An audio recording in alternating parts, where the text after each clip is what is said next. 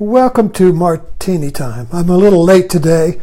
We went to see the Last of the Jedi, and then Costco and Walmart, and so I'm a little late, but it's not too late for a martini.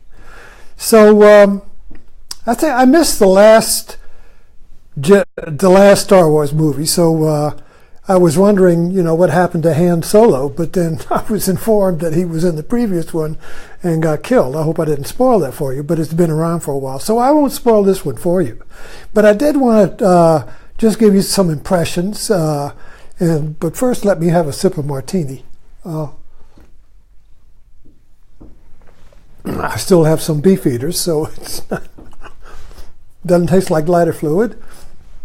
Anyway, my daughter's here, and she's Generation X, I believe, which is kind of like an interesting sandwich between the baby boomers and the millennials. I don't know what happened to the X generation. Where are they more millennial, or are they more baby boomer, or are they got their own identity, or what? But anyway, what does X say anyway?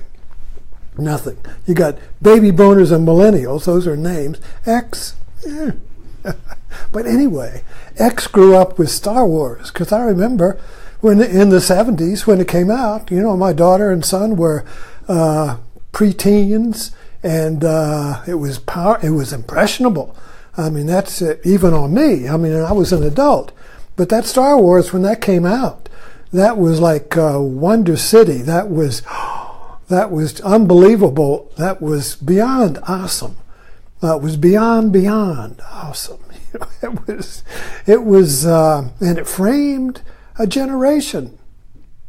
Here are the Generation X is now in their 40s, and they began their conscious life with Star Wars, and now it's coming to the series seemed to be of course, with Carrie Fisher, but she did die. I don't think I spoil anything to let you know she died in real life, So she won't, So anyway, the Last of the Jedi seems to be a closure of a chapter, and it's always the opening of another chapter, and in real time, because this Star Wars has been a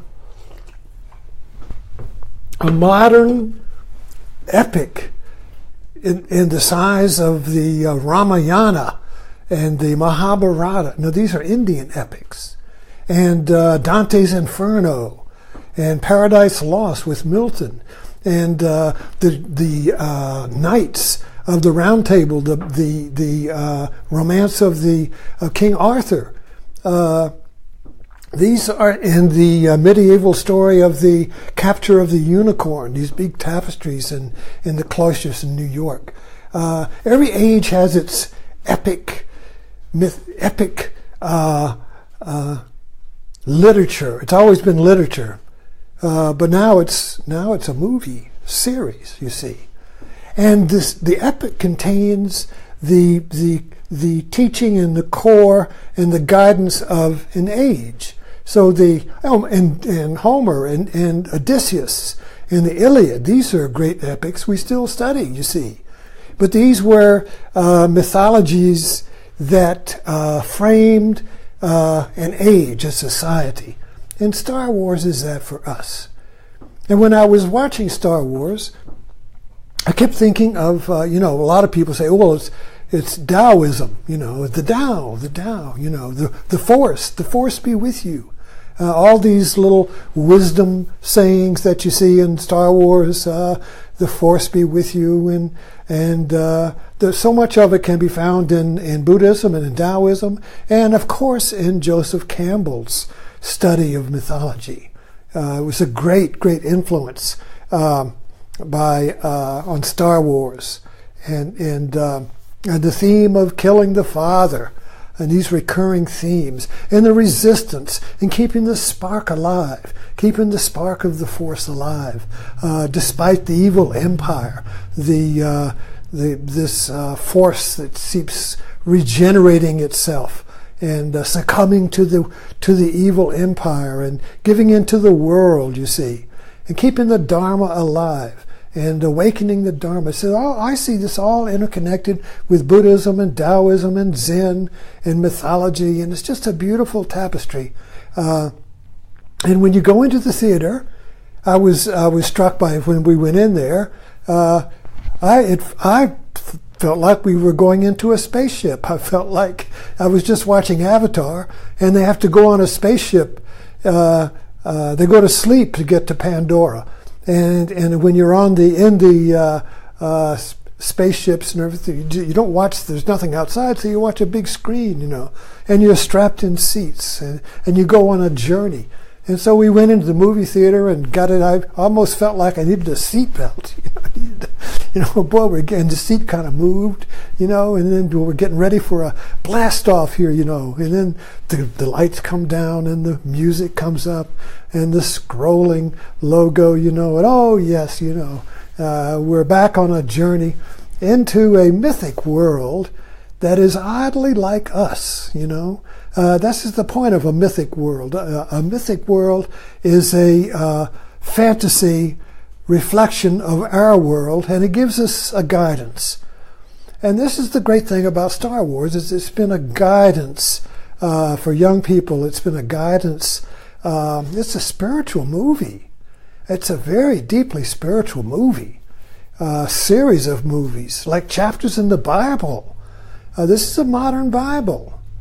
If you understand the Bible as stories, Star Wars is stories, but it has a spiritual truth in it, a thread that runs through it. And when you move into this movie and you suspend your world, you go to the movie and you sit in a seat and you get some popcorn, and of course you got to get a Coke because the popcorn makes you thirsty. So you have to have a Coke to, so these two play together, so you get your senses satisfied. But